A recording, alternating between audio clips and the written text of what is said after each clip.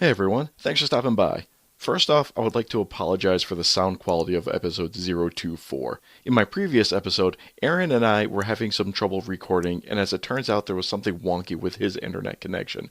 Unfortunately, in the meantime, I had switched mics a few times actually on my end in an effort to troubleshoot what the problem was.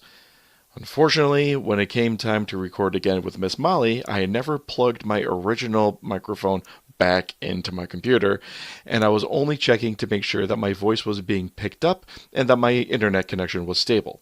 So, what you ended up with was audio that was recorded directly into my laptop's internal mic and a whole lot of echo and reverb. I was able to clean it up a little, but alas, the resulting quality is something that you should not expect from me in future episodes. Moving on, what this little episode is.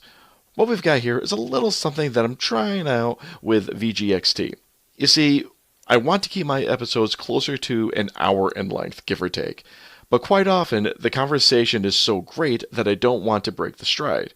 So what I'm doing today is pulling out one of the topics or articles that were originally discussed on the show and releasing it as its own little shorty episode, which I'm branding VG-Extra. So welcome to the inaugural episode of this little extra tidbit of VGX-t.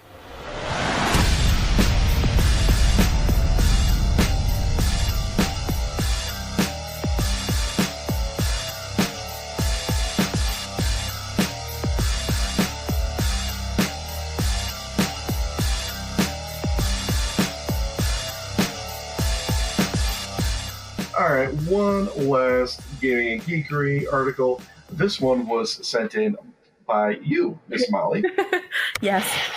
It combined and it, two of my favorites. yes, and it is titled "The Designer Making Board Games You Can Eat." So I'm going to let you take this one away.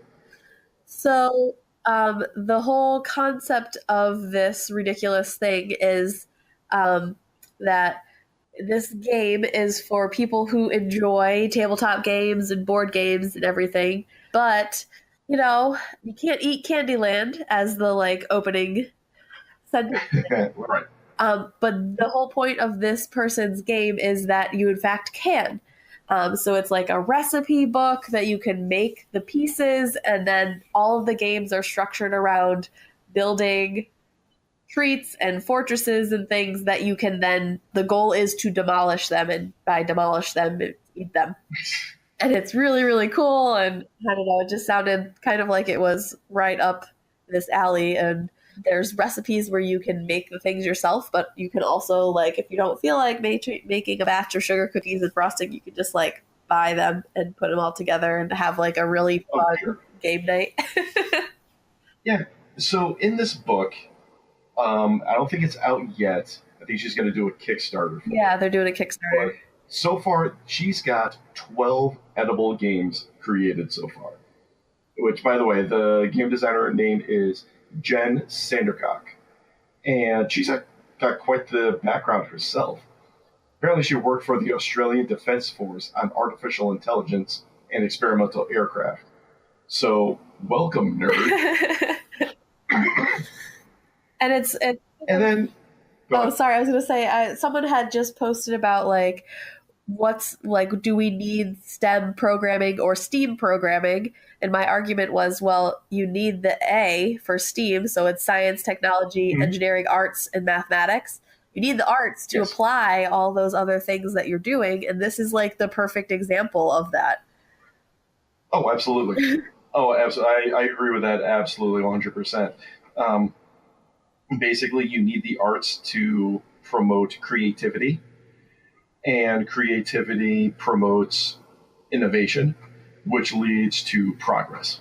Because otherwise, you're just looking at equations and not doing anything with them. And Right. You're never going to move forward because you what is this for, and what can I do with this? And Well, I mean, you can always make things more efficient, but you're never going to expand into other options unless you have a vibrant arts community as well. So yeah, I absolutely agree that you definitely need arts in there as well, because the sciences and technologies, they also feed off of the arts programs and communities, and they feed off of each other. So yeah, the fact that this is all coming together, As I said, she worked on artificial intelligence. She later got involved in the video game industry with games such as LA Noire. So, worked on some pretty major stuff Yeah. there. And at some point, she just said, you know what? I'm going to make an edible games cookbook. I have no idea where this came from, but I'm glad it did. Yeah, me too. Probably going to get that book when it comes out. Absolutely. Like, I'm going to have to find a way where I can track this, or just occasionally, just manually, purposefully Follow the look for Kickstarter. updates. Yeah. I'm scrolling through the article right now. I don't see anything like an update, like, oh, the Kickstarter has been initiated. So I'm not seeing anything like that yet. But I'm definitely going to have to take a look at this. They have the name of a few of the Veggie Land.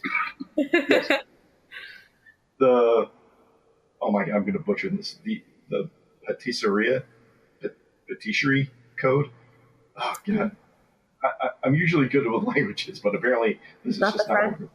one. No, Patisserie. yeah, the patisserie. We'll go with that. The code, the order of the oven mitt. The order of it. That yeah, and like you said in the beginning, you can't eat Candyland despite Yeah. its name, but this apparently you can do. Yeah, and it's like the sentence is like, the point of edible games is their destroyability. In traditional board games, you don't want to destroy any of your pieces. But no, this you're not just going to destroy; you're actually going to eat them as well. Yes. So everybody wins. Everybody wins. There are no losers. You see, wasn't that a fun little article? Once again, thanks for hanging out with me. And don't forget to like, review, subscribe, and share this podcast all over your social medias.